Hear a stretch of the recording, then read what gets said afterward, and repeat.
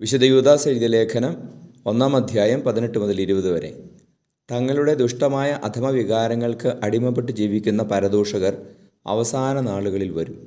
പരിശുദ്ധാത്മാവില്ലാത്തവരും കേവലം ലൗകികരുമായ ഇവരാണ് ഭിന്നിപ്പുണ്ടാക്കുന്നത്. എന്നാൽ പ്രിയപ്പെട്ടവരെ, നിങ്ങൾ പരിശുദ്ധാത്മാവിൽ പ്രാർത്ഥിച്ചുകൊണ്ട് നിങ്ങളുടെ പവിത്രമായ വിശ്വാസത്തിൽ അഭിവൃദ്ധി പ്രാപിക്കുവിൻ.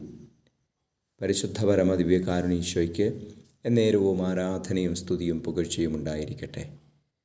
ഈശോയെ നന്ദി. ആരാധന സ്തുതി. Hallelujah, hallelujah, hallelujah. ഈശോയെ, അധമ വികാരങ്ങൾക്ക് അടിമപ്പെട്ടു പോയ പരദൂഷകരെയും ഭിന്നിപ്പിന് കാരണമാകുന്നവരെയും അങ്ങ് അനുഗ്രഹിക്കണമേ. അവരുടെ ഹൃദയങ്ങളെ അങ്ങ് മാനസാന്തരപ്പെടുത്തണമേ. അനുഗ്രഹങ്ങൾ കൊണ്ട് നിറയ്ക്കണമേ. പരിശുദ്ധാത്മാവിനാൽ നിറയ്ക്കണമേ.